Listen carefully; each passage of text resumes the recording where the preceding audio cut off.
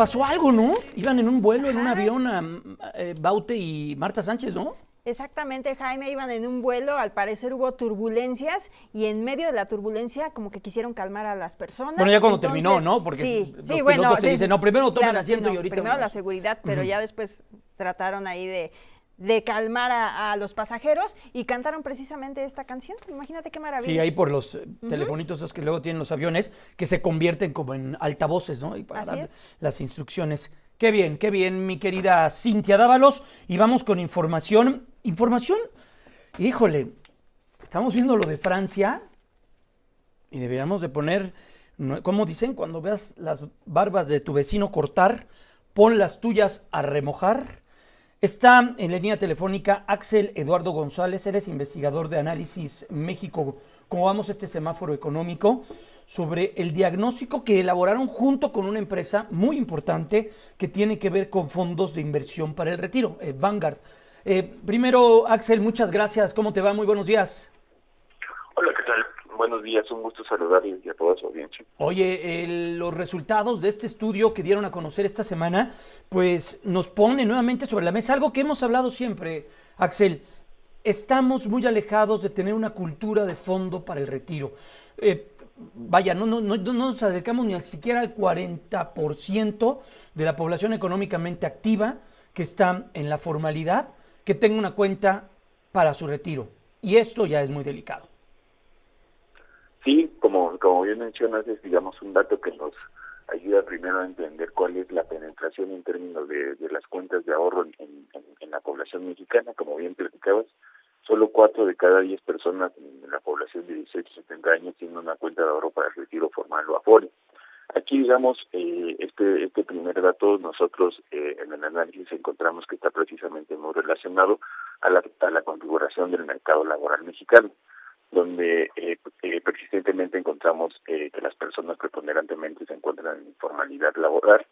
Entonces, dado que precisamente 5 de cada 10 mexicanos se encuentran en la formalidad laboral, y pues por el contrario en la informalidad laboral, entonces dado que las cuentas de ahorro para el retiro están estrictamente ligadas al empleo formal, es que por eso es que estamos viendo un dato tan bajo tan bajo en la penetración de estas cuentas en la población mexicana. Además de esto, también una condicionante muy importante, sobre todo para la parte de ahorro para el retiro, es el nivel de ingresos. Esto pues que quiere decir que a mayor nivel de ingresos, pues mayor las posibilidades de las personas para hacer aportaciones e incrementar su ahorro en este tipo de cuentas y en otras también similares del ahorro mediano y largo plazo. Axel, Entonces, y si ya la información general es delicada y de preocuparse, cuando nos vamos a los segmentos de la población y vemos lo que ocurre con las mujeres, ahí sí es de foco rojo, ¿eh? Casi sí, 30%, tan solo 30% de las mujeres económicamente activas tienen una cuenta de ahorro para el retiro. sí, ese es uno de los hallazgos, pues, primera parte más importantes y al mismo tiempo que más nos preocupan del estudio. Y nuevamente, este resultado está muy relacionado también a la configuración del mercado laboral mexicano. ¿Esto por qué? Porque existe una brecha muy significativa en términos de participación laboral entre hombres y mujeres. La participación laboral no es otra cosa más que el porcentaje de personas que trabajan respecto al total de la población a trabajar. Para el caso de los hombres, el porcentaje que participa laboralmente está siempre entre el 76 y 77%, mientras que para el caso de las mujeres se encuentra alrededor del 43-45%. Entonces estamos hablando de una brecha de 30 puntos porcentuales. Esta es una de las brechas más amplias que se encuentra, por ejemplo, en Latinoamérica y en economías similares a la nuestra.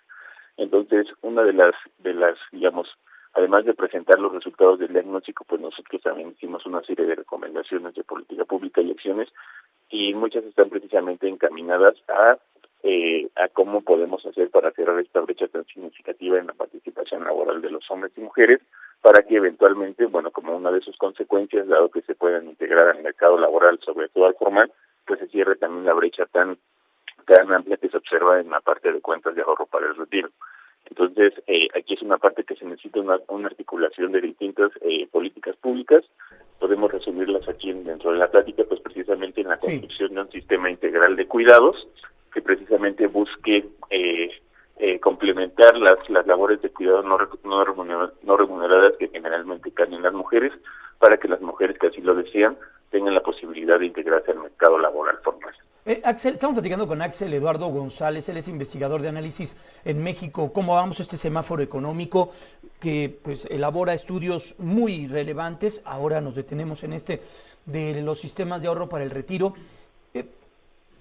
Pues se ha intentado por todas las formas, las aportaciones voluntarias, se han hecho campañas, se han utilizado personajes del momento, futbolistas, influencers de redes sociales, mucho se dice, es que vivimos al día, es que es muy difícil ahorrar, es que ahorita la inflación, es que...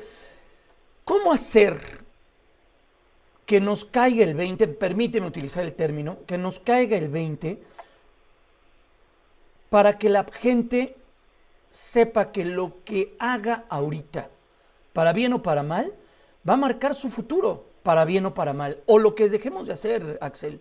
Y es impostergable comenzar a ahorrar para nuestro retiro hoy, que si tienes la oportunidad de tener un empleo, pues aprovecharlo. Si tienes la enorme fortuna y oportunidad y gracia de tener salud y fuerza, aprovechar esa circunstancia, porque eso se acaba.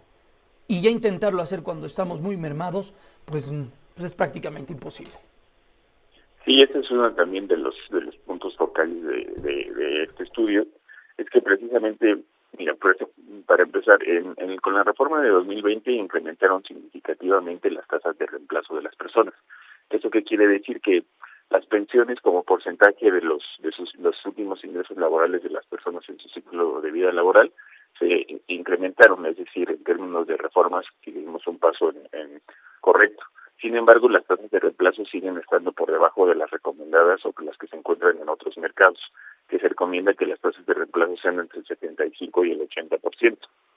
Entonces, dentro del estudio, en la parte de recomendaciones de políticas públicas, también enunciamos algunos programas que consideramos que pudieran ser muy útiles en incrementar precisamente esta parte del ahorro voluntario. Aquí en esta parte, si bien como bien mencionas, también tenemos acciones encaminadas a promoción y educación financiera, que es una de las partes que hablaba, ¿no?, sobre cómo hacer que las personas sean conscientes de esta necesidad. La verdad es que las medidas más eficientes que se han encontrado para incrementar el ahorro voluntario de las personas están relacionados con hallazgos de economía del comportamiento sobre automatizar el ahorro. ¿Esto qué quiere decir? Que las personas no tengan que decidir activamente sobre ahorrar, sino más bien que la arquitectura de las decisiones sea tal que las personas ahorren automáticamente, por ejemplo, a través de su nómina, es decir, que cuando su nómina quincenal o mensual es depositada, cierto porcentaje de esta sea destinado automáticamente al ahorro, o también con programas como que están ligados, por ejemplo, al consumo hormiga. Es decir, cuando las personas consumen ciertos artículos, como puede ser un café o algo similar, cierto porcentaje también de ese consumo sea destinado automáticamente a sus cuentas de ahorro. Este tipo de programas... Axel, de mí no vas a estar hablando, ¿eh? Todos lo hacemos.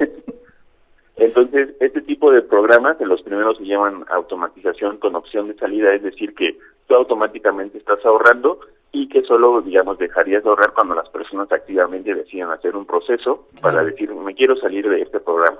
Pero esa parte, precisamente, como las personas tendemos a procrastinar, las personas generalmente no se salen de estos tipos de programas y al paso de años se encuentra que el ahorro voluntario ha aumentado considerablemente. Y digo, esta parte se refuerza precisamente presentándole a las personas cuál es su saldo, cuáles son sus montos, cuáles son los rendimientos que han acumulado, etcétera. Entonces las personas son conscientes de la importancia de precisamente de tener esos ingresos ahí y cómo se van a transformar en un ahorro, en un retiro mucho más digno, precisamente por la acumulación que están teniendo.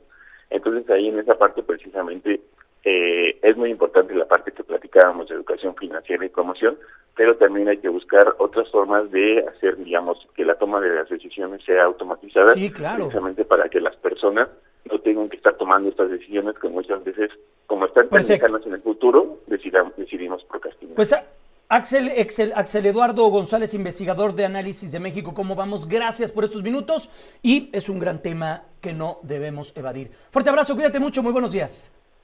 Gracias, buenos días, un gusto platicar con ustedes. Hasta pronto, vamos a la pausa, ya volvemos.